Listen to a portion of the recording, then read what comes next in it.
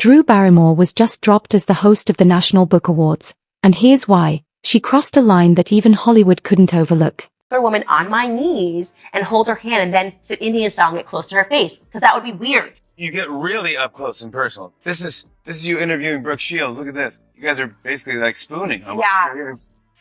Yeah, and we got much closer than that at certain points.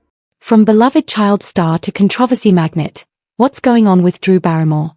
Once hailed as America's sweetheart, Drew Barrymore is now facing growing criticism and public scrutiny. Her carefully built media empire seems to be showing cracks, and it all may have started with a headline-making moment involving a trans guest on her talk show. Let's unpack how things started to shift. Who dislikes me the most sometimes? Who? Myself. Oh, me too. There's so many things that infuriate me about this clip. So I imitated the, how do you find the courage to keep being the joy with her. It was so cringy, her fake smile as they're both kneeling on the ground. And then the floor feels safer. Maybe I should do the next presidential debate from the floor. Drew came across like she'd never interacted with a trans person before. The whole exchange felt awkward and performative. Viewers quickly called her out for what they saw as inauthentic behavior, accusing her of trying too hard to appear woke. But believe it or not, that uncomfortable moment wasn't even the most damaging part of her recent controversies. Sorry, I just realized that I'm sitting on the floor with Drew. I'm so happy to be doing this. Thank you for joining me on the floor. The floor always feels safer. It feels nice. That was the cringiest part. Oh my God, I can't. And for the listening audience, what made the clip controversial is Drew Barrymore got down on her knees and seemed to be praying at the transgender altar, which is trans women are coming into our locker rooms and our sports and our bathrooms and our colleges and so on and taking over. You're in Hollywood. You've definitely met trans people before, right? So why did Drew act like it was her first time? The whole thing felt forced and awkward, like she was performing empathy for the cameras. And don't even get me started on her bizarre floor-sitting habit. She's constantly plopping down mid-interview like she's at kindergarten story time. Is this supposed to make her relatable? Because if so, it's having the opposite effect. It just comes off as desperate. More and more people are calling her out for being fake and over the top. And honestly, they're not wrong. It feels like Drew's so busy chasing this image of the quirky, lovable host that she's forgotten how to act like a regular person. Even other talk show hosts are starting to mock her, and that's when you know it's bad. When your own industry is laughing at you, it might be time to take a good, hard look in the mirror. I think what we're supposed to feel is like this is girl talk. But again, what is a transgender? It's just a mockery of women. This is not how women act. This is very weird. No woman would ever do this. I would never sit down. I'm on my knees. I'm hugging. Yeah, here's Chloe Bailey right here. Look at this one. Yep, that's... Yeah, you're doing... You can't sit in your chair. No, I feel Get in there. this magnetic pull. It's like Drew's trying to win some kind of woke Olympics, but she's tripping over her own feet. She's so focused on showing how accepting and open-minded she is that she's actually doing the opposite. It's not just cringe-worthy anymore, it's borderline insulting to the very people she claims to support. Instead of treating trans guests like, well, people, Drew acts like she's encountering aliens from another planet. Newsflash, Drew, trans people are just people. You don't need to behave like you've just discovered a new species. Being an ally isn't about over-the-top displays. It's about understanding, respect, and authenticity. And right now, she's missing the mark on all three. Turns out, trying to be woke can backfire when you don't know what you're doing, and Drew clearly doesn't. Maybe instead of chasing applause for her performative allyship, she should try actually listening and treating people like normal human beings. But hey, that might be asking too much from Hollywood's newest problem child. All need a tremendous hug in the world right now. Yeah. But in our country, we need you to be mamala of the country. America doesn't need a mom. It doesn't need a mom figure.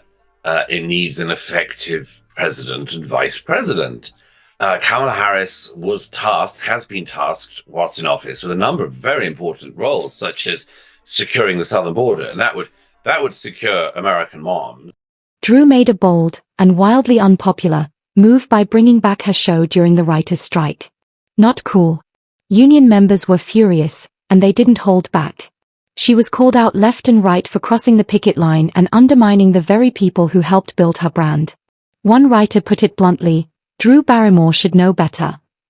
And yeah, she should. For someone who grew up in this industry, she knows exactly what a move like that means.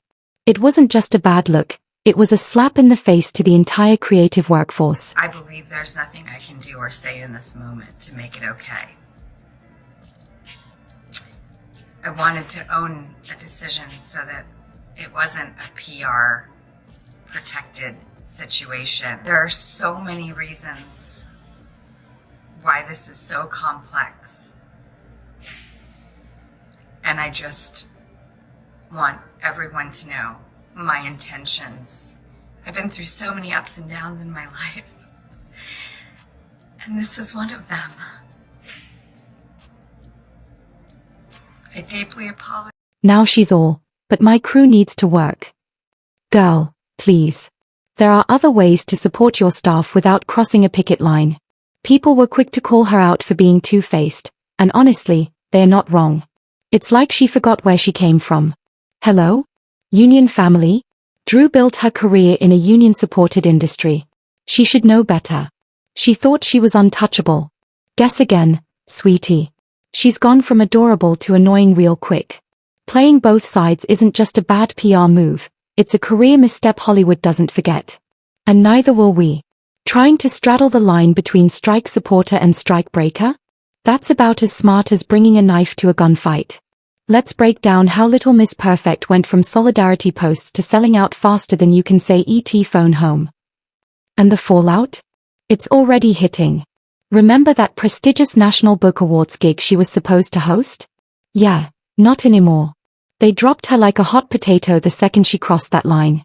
When the literary world wants nothing to do with you, it's not just bad press. Today for our daily cancellation, we turn to Drew Barrymore. The actress turned talk show host recently had a lot to say, a lot of rather glowing things to say about divorce. Barrymore has been divorced 3 times. That is, she has failed at marriage 3 times. Her marriage to Tom Green lasted from 2001 all the way to the year 2002.